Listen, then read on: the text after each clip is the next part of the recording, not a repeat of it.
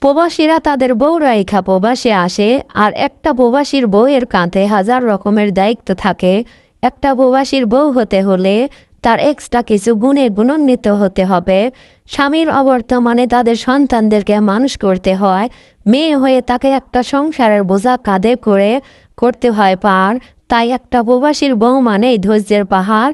প্রবাসীর বউদের কটূক্তি করে কিছু বইল না, অবহেলা নয়, তারা প্রশংসার দাবিদার। প্রবাসীরা তাদের বউ রাইখা প্রবাসে আসে, আর একটা প্রবাসীর বউয়ের কাঁধে হাজার রকমের দায়িত্ব থাকে। একটা প্রবাসীর বউ হতে হলে তার এক্সট্রা কিছু গুণে গুণান্বিত হতে হবে। স্বামীর অবর্তমানে তাদের সন্তানদেরকে মানুষ করতে হয়। মেয়ে হয়ে তাকে একটা সংসারের বোঝা কাঁধে করে করতে হয় পার।